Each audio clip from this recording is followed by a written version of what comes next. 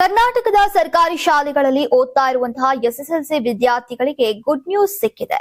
ಶೈಕ್ಷಣಿಕ ಸಾಧನೆಯನ್ನ ಉತ್ತೇಜಿಸುವ ಉದ್ದೇಶದಿಂದ ರಾಜ್ಯ ಸರ್ಕಾರ ಮಹತ್ವದ ತೀರ್ಮಾನವನ್ನ ಕೈಗೊಂಡಿದೆ.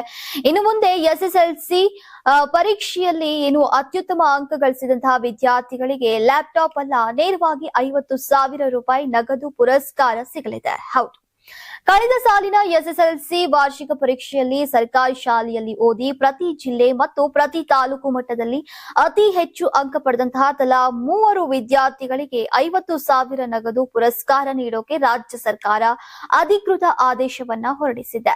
ಈ ಪುರಸ್ಕಾರವನ್ನ ಗಮನದಲ್ಲಿ ಇಟ್ಕೊಂಡು ಗುಣಮಟ್ಟ ಮತ್ತು ಭರವಸೆ ಹಾಗೂ ವಿದ್ಯಾರ್ಥಿ ಪ್ರೇರಣಾ ಉಪಕ್ರಮ ಕ್ರಿಯಾ ಯೋಜನೆಯಡಿ ನೀಡಲಾಗ್ತಾ ಇದೆ. ಇನ್ನು ರಾಜ್ಯಾದ್ಯಂತ 785 ಎಸ್ಎಸ್ಎಲ್ಸಿ ವಿದ್ಯಾರ್ಥಿಗಳು ಈ ನಗದು ಬಹುಮಾನಕ್ಕೆ ಅರ್ಹರಾಗಿದ್ದಾರೆ.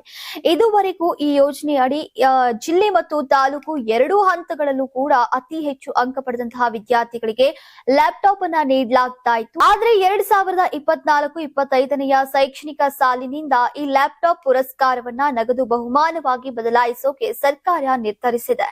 ಸರ್ಕಾರದ ಮೂಲಗಳ ಪ್ರಕಾರ ಲ್ಯಾಪ್ಟಾಪ್ಗಳಿಗಿಂತ ನಗದು ಪುರಸ್ಕಾರ ನೀಡೋದ್ರಿಂದ ವಿದ್ಯಾರ್ಥಿಗಳು ತಮ್ಮ ಅಗತ್ಯಕ್ಕೆ ತಕ್ಕಂತೆ ಶೈಕ್ಷಣಿಕ ವೆಚ್ಚವನ್ನ ಬಳಸಿಕೊಳ್ಳಬಹುದು. ಉನ್ನತ ಶಿಕ್ಷಣ, ಕೋಚಿಂಗ್, ಪುಸ್ತಕಗಳು ಅಥವಾ ಇತರೆಯ ವಿದ್ಯಾಭ್ಯಾಸ ಸಂಬಂಧಿತ ಅಗತ್ಯಗಳಿಗೆ ಈ ಹಣ ಸಹಾಯವಾಗಲಿದೆ ಅನ್ನೋದು ಸರ್ಕಾರದ ನಿಲುವು.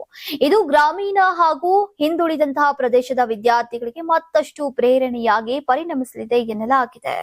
ನೀವು ಸಣ್ಣ ಆಗ್ಬೇಕಲ್ವಾ? ಅದು ಒಂದು ಉತ್ತಮ ಆಹಾರದಿಂದ ಸಣ್ಣ ಆಗ್ಬೇಕಲ್ವಾ? ಪ್ರತಿದಿನ ನಮ್ಮ ಜೀನಿ ಸ್ಲಿಮ್ ನ ಯೂಸ್ ಮಾಡಿ ಯಾವುದೇ ಸೈಡ್ ಎಫೆಕ್ಟ್ ಇಲ್ದಂಗೆ ನೀವು ಸಣ್ಣ ಆಗ್ತೀರಾ.